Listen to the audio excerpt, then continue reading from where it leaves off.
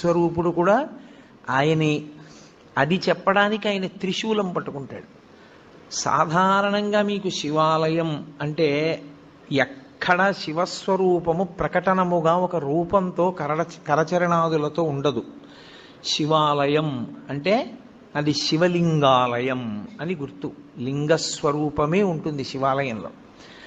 ఆ లింగస్వరూపమునకు ఒక రూపము లేదు.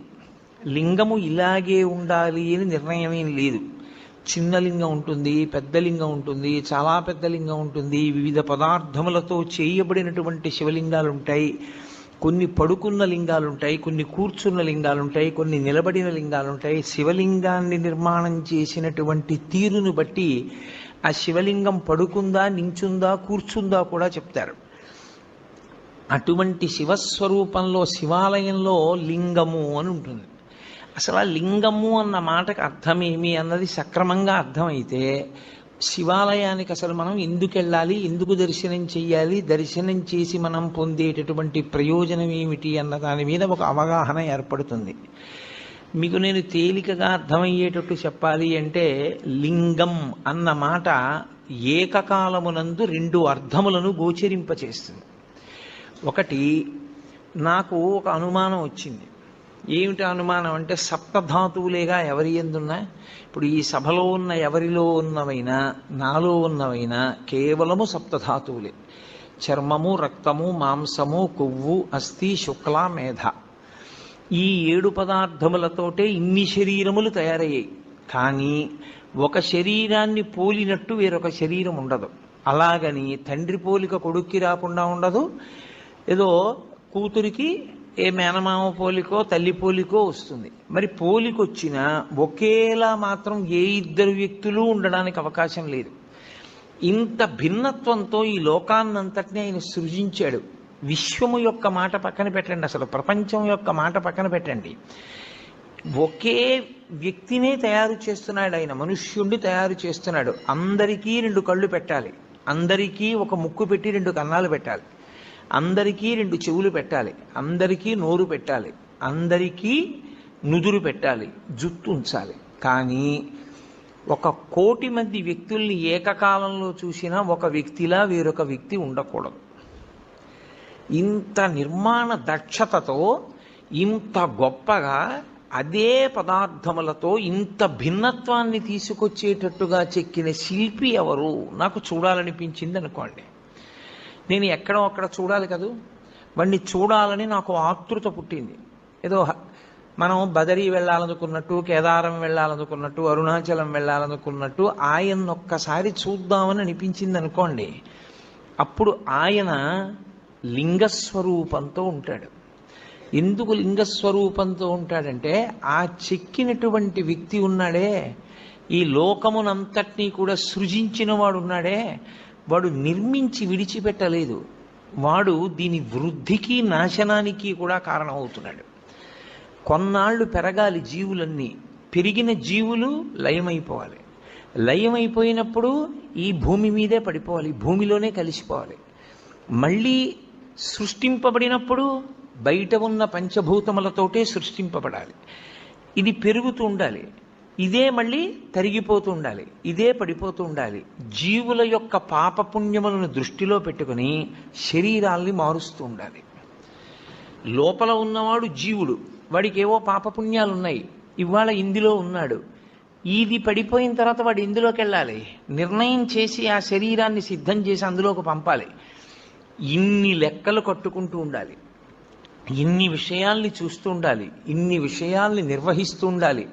అందుకే మీరు ఎప్పుడైనా దేవతా స్వరూపాల్ని చూస్తే సనాతన ధర్మంలో తామర పువ్వు పట్టుకుంటారు. ప్రతి వాళ్ళు ఓ తామర పువ్వు పట్టుకుంటారు. ఎందుకు ఆ తామర పువ్వు అంటే, తామర పువ్వు వికసనమునకు గుర్తు. వికసనము అంటే ఒక నిర్దిష్టమైనటువంటి వ్యూహముతో ఈ విశ్వము నిర్వహింపబడేటట్టుగా చేయగలిగినటువంటి ఏర్పాటు. భూమి తన చుట్టూ తాను తిరగాలి, తిరుగుతూ సూర్యుడి చుట్టూ తిరగాలి. భూమి తన చుట్టూ తాను తిరుగుతున్నప్పుడు ఒకే వేగంతో తిరగాలి, 24 గంటల్లో పూర్తి చెయ్యాలి. సూర్యుడి చుట్టూ తిరిగితే ఋతువులు ఏర్పడాలి, తన చుట్టూ తాను తిరిగితే రాత్రింబవళ్ళు ఏర్పడాలి. నక్షత్రములు భూమి కన్నా కోట్ల రెట్ల పెద్దవైన మిణుక్కు మిణుక్కుమంటూ అంత దూరంలో అలాగే ప్రకాశిస్తూ ఉండాలి, స్వయం ప్రకాశకములై. భూమి లోపల ఎన్ని భోగ్య వస్తువులను దాచుకున్నా ఎంత ఉందో, ఎంత తవ్వుతున్నామో, ఎంత ఇస్తోందో, ఇంకా ఎంత మిగిలిందో ప్రపంచంలో తెలుసుకోగలిగినటువంటి వాడు లేడు. భూమి లోపల ఇంత ఖనిజ సంపద ఉంది, ఇంత వాడాం, ఇంకా ఇంత మిగిలింది చెప్పగలిగిన వాడు ప్రపంచంలో ఎవ్వడూ లేడు. ఎంత ఉందో తెలియదు, ఎంత తీస్తున్నామో తెలియదు, ఎంత ఖర్చు పెడుతున్నామో తెలియదు. ఇంత దాచిన వాడెవరు? అదిగో ఇవన్నీ నిర్వహిస్తున్నవాడున్నాడే, వాడు పరమేశ్వరుడు అని పేరు. ఆ పరమేశ్వరుణ్ణి చూడాలనేటటువంటి కుతూహలం కలిగినటువంటి వాడు ఆలయ ప్రవేశం చేసినప్పుడు లింగముగా దర్శనమిస్తాడు. లింగము అంటే గుర్తు. దేనికి గుర్తు? నీకు కలిగిన ఆర్తికి జవాబు చెప్పటానికి గుర్తు. అందుకే శివాలయంలోకి ఎందుకు వెళ్ళాలి అంటే, నీకు ఆర్తి కలిగితే వెళ్ళాలి. ఏ ఆర్తి కలిగితే వెళ్ళాలి అంటే, నీకు అసలు ఈ విశ్వాన్నంతటినీ నిర్మించి నిర్వహించి లయం చేస్తున్న వాడిని చూడాలి అని నీకు అనిపిస్తే అప్పుడు శివాలయంలోకి వెళ్ళాలి. ఆ వెళ్ళినప్పుడు నీకు కలిగేటటువంటి అనుభూతి వేరు, అది లేకుండా శివాలయంలో ప్రవేశిస్తే ఉండేటటువంటి స్థితి వేరు. అందుకే లింగం నీకు కలిగిన ఆర్తికి జవాబు కాదు. పరమేశ్వరుడి వైపు నుంచి చూసినప్పుడు పరమేశ్వరుడికి అసలు రూపం ఏమిటి? ఈ రూపంతో ఉంటాడు పరమేశ్వరుడు, ఇంతే, ఇలాగే ఉంటాడు, ఇంకింతకన్నా భిన్నంగా ఉండడు అని నేను అన్నాను అనుకోండి, తప్పది. అసలు ఈశ్వరుడికి ఆకృతి లేదు. కొంచెం నేను దగ్గరికి తీసుకొచ్చి చెప్పాలి అంటే, యథార్థం అవుతుందని చెప్పలేను, దగ్గరికి తీసుకొచ్చి చెప్పాలంటే ఆయన మేలిమి బంగారము వంటివాడు. ఇప్పుడు ఆ బంగారంతో మీరు గొలుసు చేయించుకోవచ్చు, కేయూరం చేయించుకోవచ్చు, కంకణం చేయించుకోవచ్చు. అది నామరూపములుగా మీ ఇష్టాన్ని బట్టి మారుతుంది. కానీ అసలు పరమేశ్వరుడు ముద్ద బంగారం, దానికి ఏం రూపం లేదు, మీరు మార్చుకున్నారు. భగవంతుడు నాకు ఈ రూపంతో కనపడాలని ఆర్తి పొందినటువంటి భాగవతుల యొక్క కోరిక తీర్చడానికి ఆయన ఒక రూపాన్ని పొందాడు తప్ప ఆయనకంటూ అసలు రూపమే లేదు. ఆయన నిర్గుణుడు. అందుకే వేదాంత డిండిమం చేస్తూ శంకరాచార్యులు వారు అంటారు, పీఠం అంబమయం సర్వం శివలింగైశ్చ చిన్మయం సాకారంచ నిరాకారం నిర్గుణంచ గుణాత్మకం తత్వం తత్పరమం బ్రహ్మ ఇది వేదాంత డిండిమహ అంటారు. ఆయన నిర్గుణంలోంచి సగుణంగా వస్తాడు, కంటికి కనపడే రూపంలో వస్తాడు. ఎందుకు అలా రావాలి అంటే, ఏదో ఒక రూపంలో రావాలని కోరుకున్న భక్తుడు ఒకడున్నాడు, వాడి కోసం రూపం దాల్చాడు. లేకపోతే అసలు ఆయనకి రూపంతో ఉండవలసిన అవసరమే లేదు.